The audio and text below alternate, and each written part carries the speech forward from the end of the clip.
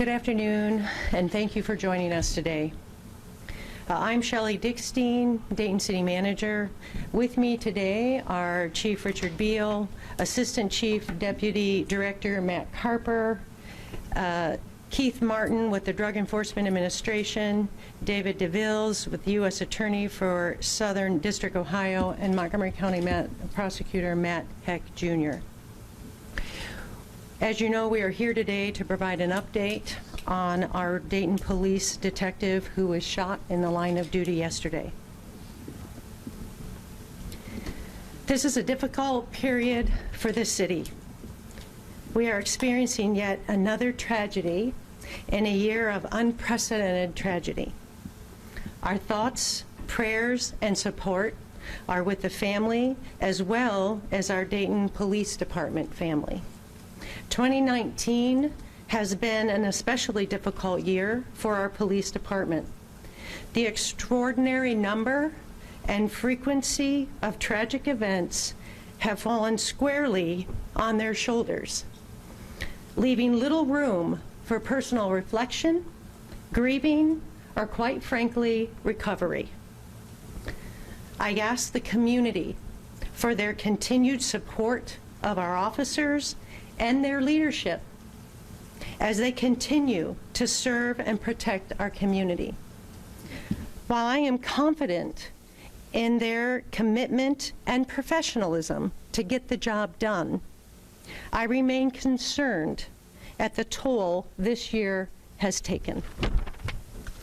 Finally, I ask the media to be mindful of how incredibly difficult this situation is, both for the family and our police department.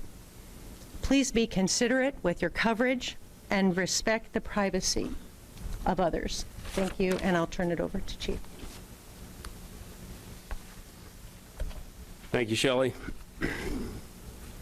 So I'm here to provide an update on what was an officer-involved shooting last night, which also ended in the shooting of a Dayton police detective.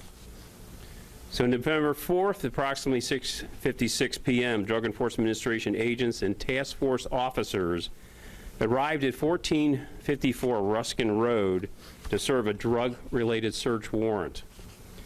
Detectives secured the perimeter and a marked Dayton Police patrol vehicle parked in front of the residence with emergency lights operating and a spotlight focused on the front of the structure. Detectives were wearing body armor and clothing, clearly identifying them as law enforcement. Agents began to knock on the door of the residence, repeatedly announcing DEA search warrant. After receiving no responses at the door, entry was made into the residence and detectives worked to locate and secure any persons inside. Upon descending the basement stairs, agents came under gunfire from a suspect located in the basement. A Dayton Police Department DEA task force detective was struck twice. The injured detective was able to fire his weapon in response to the threat coming from the basement. Medic was requested at 6:57 p.m., but due to the severity of the injuries, the detective was taken by a marked Dayton Police cruiser to Grandview Hospital. 4 adult males were located inside the residence and secured. 1 juvenile male attempted to flee the residence and was apprehended in the front yard. Excuse me. The Dayton Police detective was the sole person injured. You now see, now listen to radio traffic. This is 30 minutes of radio traffic condensed into 2 minutes to conserve time. So you're hearing what transpired over 30 minutes within 2 minutes. So we'll go ahead and play that radio traffic and see if it's working here. 350S dispatch. Go ahead. 350S dispatch. Go ahead. I need an ambulance medic to 1454 Ruskin Road. Show myself and 354S out now. We're serving a warrant with the DEA. We need a medic. Here. 350S dispatch. Is there a night lieutenant working? Car 17. 350S dispatch. I need a couple more crews here as well. 1454. 32 S, we'll head that way. 341 AS and it's 349.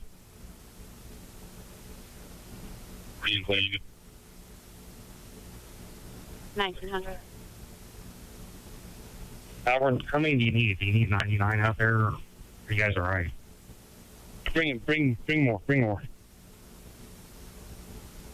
Dispatcher, on West Side 99 for that. We don't need a 99. We need a couple more cars here. We don't need a 99. Just a couple more cruisers. 1901. Can you let the Valley know we'll be coming in a cruiser with a gunshot victim?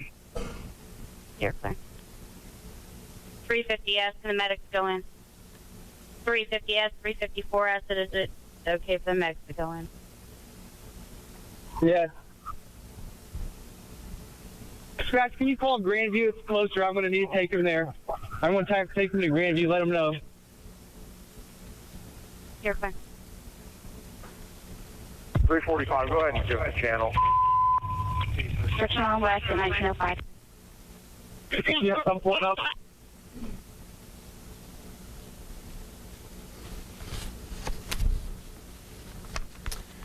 So the address where the incident occurred and search warrant was executed is 1454 Ruskin Road. You see an aerial view of that via Google Maps. The actual home where the search warrant was executed is now on your screen. Evidence recovered included 2 loaded FN 5.7 millimeter pistols with extended 30-round magazines and laser sights located in the basement. Also, a American Tactical .223 AR pistol with 30-round magazine capacity was discovered in a new package in the basement. The magazine was loaded with 28 live rounds of ammunition.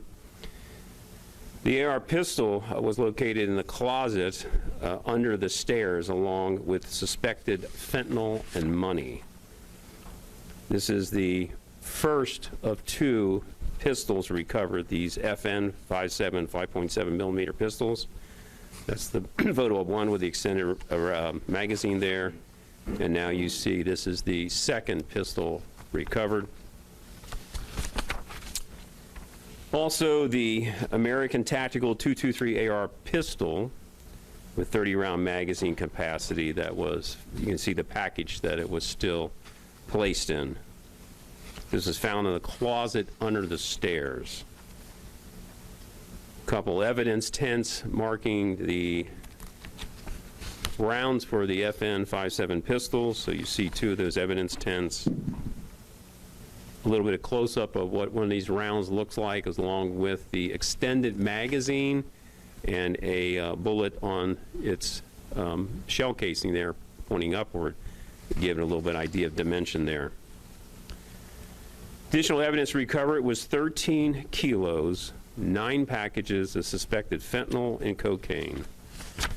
Also 51 plus pounds of suspected marijuana, $44,560 in U.S. currency found inside a bag next to the recovered suspected fentanyl, $7,104 U.S. currency discovered in the basement on a coffee table in plain view. You will now see that evidence depicted on these overhead screens.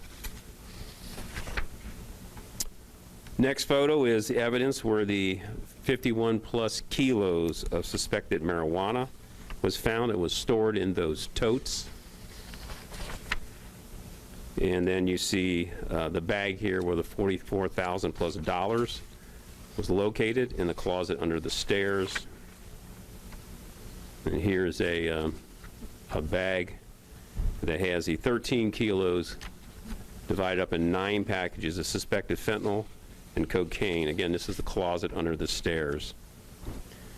Individuals arrested on the scene and removed from the basement area were Nathan Scott Goddard Jr., Cocky Walter Courtney Sr., Courtney Lamar Allen, and Lionel Lloyd Combs III. The homicide unit, along with our federal partners, will be conducting the criminal investigation, which is ongoing. 4 adult suspects are presently being held in Montgomery County Jail on felony drug charges. The recovered weapons are being traced by alcohol, tobacco, and firearms to identify the origin of the purchase. The Professional Standards Bureau will be handling the administrative investigation. Detective George Del Rio was a detective that was shot last night. Sworn in the Dayton Police Department on March 9th, 1989. May 15, 2000, he was sworn in as a DEA task force officer in the Narcotics Bureau, the major case unit. He is a 30-year veteran of the Dayton Police Department. He had 7 written commendations, 2 letters of appreciation, 1 unit citation. Throughout his many years, he worked for both the Dayton Police Narcotics and DEA Task Force. Detective George Del Rio dedicated his entire career to combating the illegal drugs that have plagued our community. There's no doubt that through his hard work and dedication, Detective Del Rio has saved and changed countless lives. Through his own sacrifice and peril, George exemplifies the Dayton Police Department's motto: honor through service, and service with honor. We have a number of our federal partners with us today. Some are already mentioned by Ms. Dickstein's comments. I am going to invite Attorney for Southern District of Ohio, David DeVillers, to come up and give you an update on the federal prosecution in this case. Thank you, Chief. Again, my name is David DeVillers. I'm the U.S. Attorney for the Southern District of Ohio. Our sympathies and prayers go out for Officer Del Rio and his family. I would like to say that since the early morning hours, I've been in contact with Montgomery County Prosecutor Matt Heck, as well as the Chief, DEA, ATF, and FBI. Whatever happens here, we're of one mind. I've met and we've talked with Mr. Heck for quite a while. Whether this case ultimately is tried in federal court or state court will be decided probably in the next couple weeks. But either way, if it's tried in federal court, the Montgomery County Prosecutor's Office will be involved in that prosecution. And if it's tried in state court, I hope that the U.S. Attorney's Office and our Assistant U.S. Attorneys will be involved. Right now, the main shooter, that is Mr. Goddard's, charged with what's the equivalent of a felonious assault on a state police officer working via federal investigation. As the Chief told you, who's executing a federal DEA search warrant. There is a 10-year firearm specification attached to that. So the maximum sentence as charged right now on that one count against Mr. Goddard is 30 years. Against the other defendants and Mr. Goddard, they are currently charged with a 10-to-life conspiracy.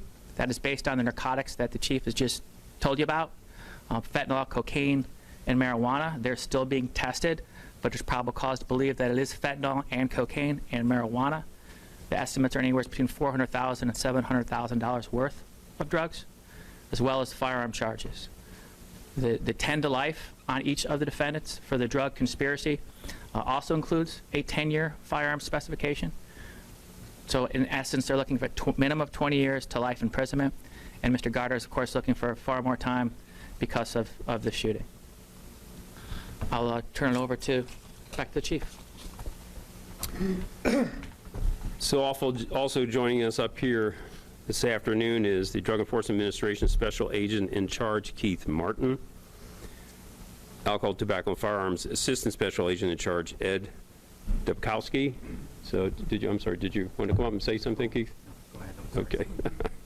They have been with us since the early moments, hours after this tragedy, and have been working with us nonstop ever since. And I can't say enough of all our federal partners who've been with us since the beginning of this, not only through this investigation, but all its aftermath.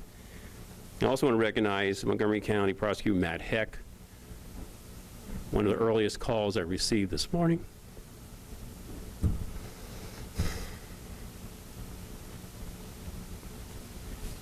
Appreciate his support. I asked Matt if he wants to come up and say a few words. Well, first of all, this is a sad day for Montgomery County, the city of Dayton. The shooting last night of Officer Del Rio in the line of duty working with the DEA serving a federal search warrant was senseless and is simply tragic. It is uncalled for. My heartfelt sympathies are extended to the Del Rio family, but also to Chief Beal and the entire Dayton Police Department. Let there be no mistake, what happened last night and the shooting of this officer is an assault on this community. It's an assault on the justice system in this community.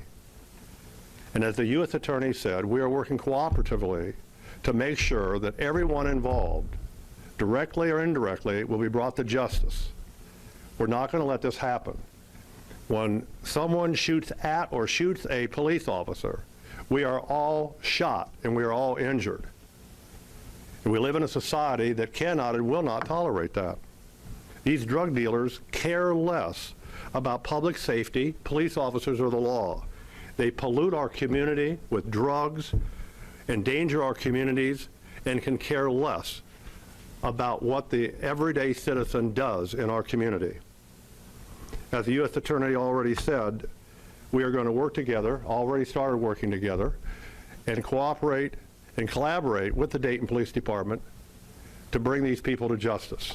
So, Chief, again, you have our heartfelt sympathies and prayers. I would ask the entire community to say an extra prayer tonight for this Dayton police officer and, in fact, all of the Dayton police officers. Thank you. Thanks, Mayor. Thank you. We have any inquiries from the media.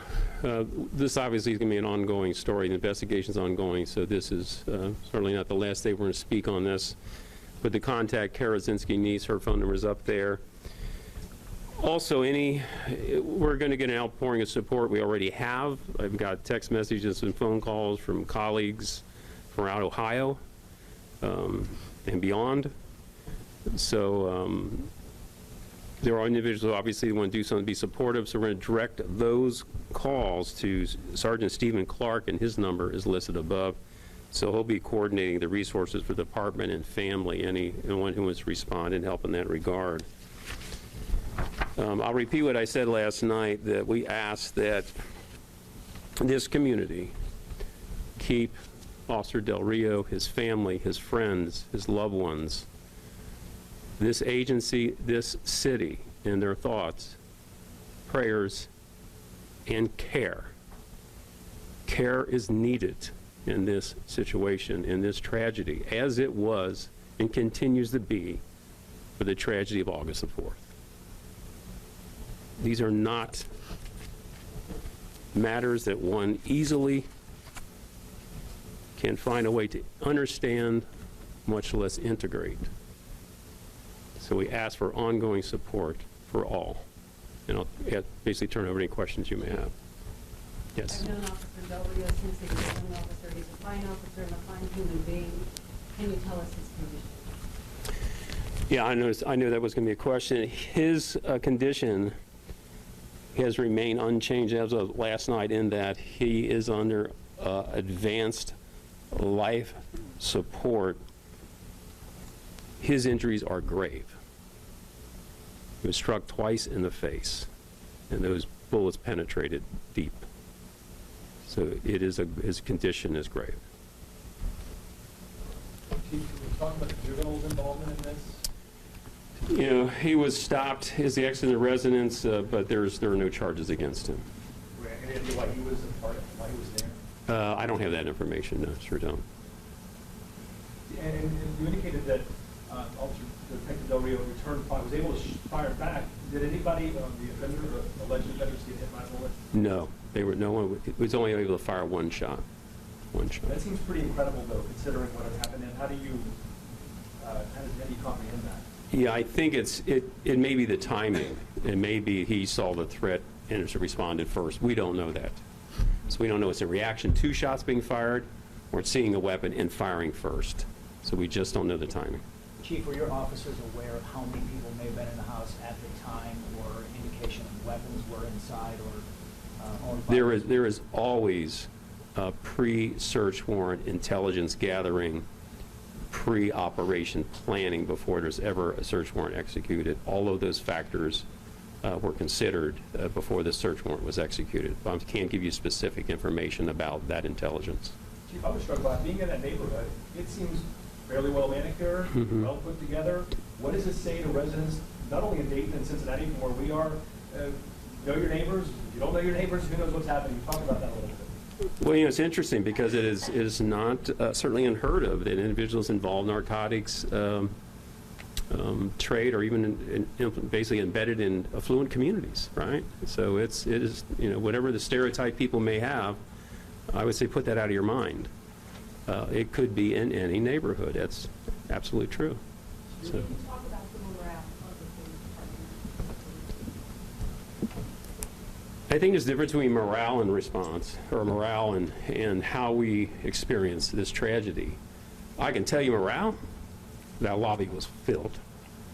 Parking lot was filled with officers. That's the unity of this agency in this region, not just Dayton police officers. That's not to say that we're not deeply affected by it. When was the last time a police officer was injured by gunfire? Would have been in 2012, I believe, was Detective Phillips was shot. 2012. Chief, can you, as far as Detective Del Rio, he seems incredibly well known in this region, well respected. Can you speak to his reputation within your profession locally? I think you just said it. He was known throughout the region. His work had impact regionally, nationally, and internationally. He was that good at what he did. He loved what he did. For a brief moment, decided we needed to rotate detectives around and had reassigned him over a decade ago. And I got so many calls from all our federal partners saying, please put George back, because he was just that good at what he did. And he loved what he did. And it showed in his work, it showed in his professionalism, it showed in the effectiveness of what he did. Just an amazing individual. And it is unusual, isn't it, to work drugs? Oh, absolutely. That long? Oh, yeah. Yeah. But he was capable of doing it, and it did extremely well. Not everybody, I would say, can do those long hauls. You can get very jaded by the kind of work, the kind of people that you interact with, but he was able to navigate through that and do so well. Chief, what can you tell us about his family life? Well, I can tell you his wife was picked up actually by Major Joe Wiesman, brought to the hospital. His children came, his grandchildren came, so he has I would say fairly large family. All deeply affected by this. I mean, they were all in the hospital last night. Way late, even small children, just very, very late. Clearly they wanted to be with him, love him so much, want to be there to support him. We're rooting for him, pulling for him, praying for him. It's a great family. It's just all-around fabulous individuals. Is he still being treated at Grandview? He's still at Grandview, yes. Are you able to give any kind of prognosis looking forward? It would not be proper for me to do that. It would be more proper for somebody in the medical profession. Sorry, I understand he was part of the drop program. Is anyone on how many years they have left before retirement? That I don't know. It depends on the year. I mean, you're eligible to entry after 25 years. I don't know if you did it immediately after 25 or waited, so I just don't know. Chief, would you mind if Special Agent in charge of the DEA, I didn't catch your last name, could you share some thoughts about these task forces and how they are put together and how this affects your team? Sure, they're instrumental. Sir, real quick, I'm sorry, your name and title so we all get it. Keith Martin, Special Agent in charge for the DEA Detroit Field Division, which covers all of Michigan, Ohio, and northern Kentucky. So these task forces are instrumental in battling drugs and combating the drugs and the cartels. Without our state and local partners, we would not have the successes that we do. They're instrumental, and we appreciate their partnership. We don't cover these kinds of stories often, thank goodness. What's your experience in the broader view, nationally? These are obviously always probably pretty dangerous situations, but to this outcome, has this happened in a while? Or what's your... I mean, this is devastating, you know. I don't have words for that, but we do know in law enforcement that this is possible any day. That doesn't make it acceptable or right, but we know that that's a risk. And Detective Del Rio, he put his life on the line every day for this community, for this city, and the state. Could you explain exactly what his role was and what he decided? Again, I don't want to get into specifics on that, but I will say he was part of the task force. Was him and the shooter in an isolated section of the house when the altercation occurred? Were there other officers around as far as like why did the shooter stop, I guess I should say? Like how was he detained without doing it more to other officers? Again, that's a credit to the officers and agents that executed the warrant, that there was no other shots were fired. Credit to them for heroism and bravery and execution. Can you tell us about how many agents and officers were on the task force that went to the house last night? I don't have an exact number, but there were many. Will you assure the community, with both local and federal, that this will not deter your officers from doing what they have to do? Let me make this perfectly clear to all the drug traffickers, not only in Dayton, but in this state. This will not stop us. We will come after you. We will put you in jail. If anything, we are more resilient now than ever before. This is a brotherhood, and we stand together. As far as the amount of cash and drugs that were recovered, how large, considering other drug raids and search warrants that you handle, how does this rank? Were they part of some multi-state ring, or what can you tell us about the extent of this operation? Again, the quantity of drugs that were seized is not user amount. This is distribution. This is something that's seen at the border, especially with fentanyl. These kind of seizures are common in Ohio, but these are not user amounts. These are distributor amounts.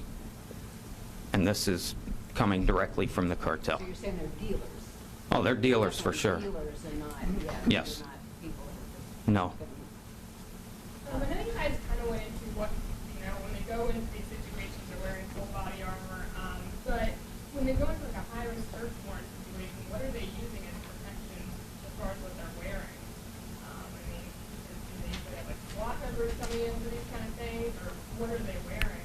So they're all wearing body armor, obviously, and as far as we're concerned, every search warrant is a high-risk search warrant. Right, for the city manager, Shelley, you talked about just the year that's been for Dayton. I mean, this is the latest gut punch in a year that has been filled with more than we all care to count.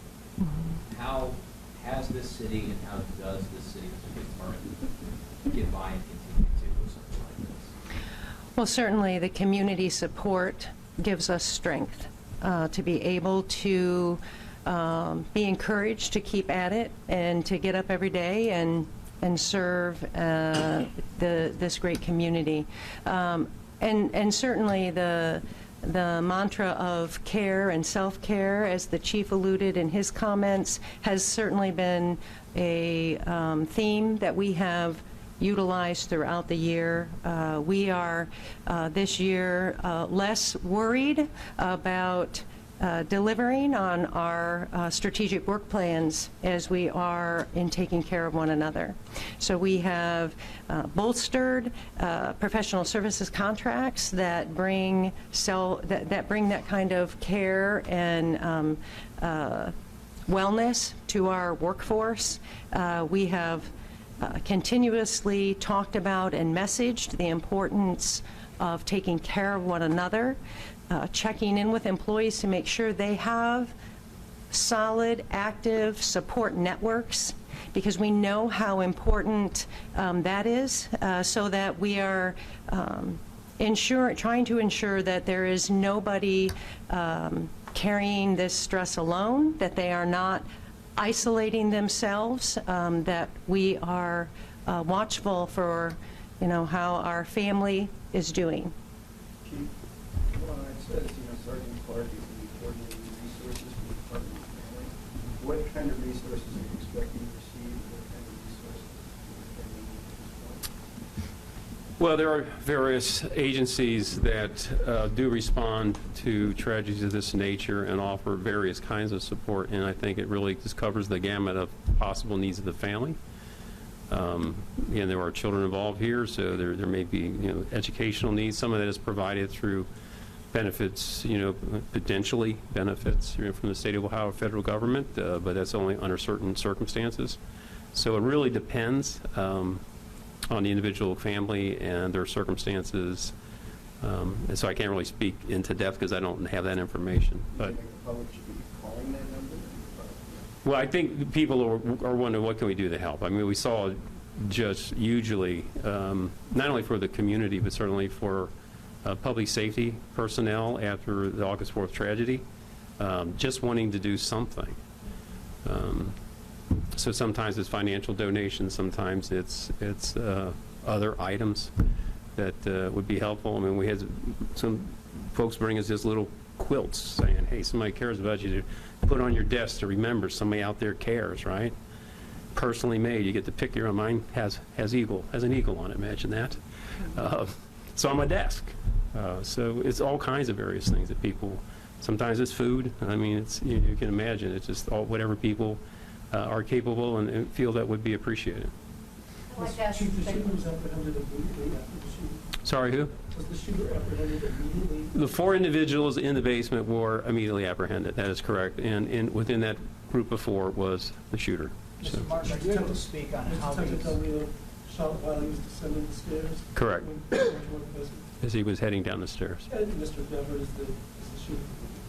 Dever, I don't know if we've identified people being charged. Mr. Gott is the shooter. Okay. Yes. Chief, do you know who lived in that house? I don't have, Mike. Did that juvenile live there? I don't know, Mike. I don't have that information. That's just the level of detail I don't have at all. Mr. Martin, can we talk about how these 4 or 5 suspects are tied to a larger organization? Where do they fit in a chain here of supply and demand? So again, as I mentioned before, this is a large quantity of drugs that were seized.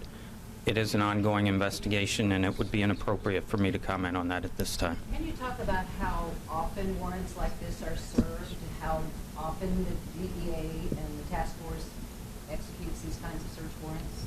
So again, with Michigan, Ohio, and Northern Kentucky, we're serving warrants every day. So Officer Del Rio would have been in, how often would he have been participating, weekly? Again, it depends on the investigations.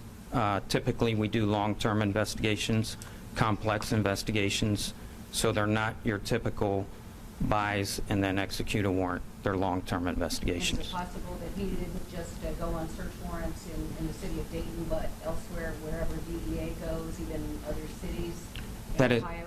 That is correct. Our task force officers are equal to our special agents. They have the same authority. So he might go to Michigan, Kentucky? He could go anywhere in the world that DEA goes. So these preliminary charges, these suspects are facing federal, state charges, what are they looking at currently? So again, right now they're facing federal charges. That is via complaint. We'll have a few weeks to decide as far as the indictment goes, and myself and Mr. Heck will consult with the Dayton Police, the victim's family, DEA, and decide the best place to go. But right now, as a assault with a deadly weapon, he's facing up to 30 years imprisonment. And then they're all facing, as far as the drug angle goes, the drugs and the firearm used to sell and possess and distribute those drugs, is 20 to life imprisonment. So essentially, the decision that has to be made is, does this stay on a federal track you guys did before, or does it move to state court? It does, and that'll be based on the evidence we're gathering right now. Okay, thank you, everybody. We appreciate your time and attention.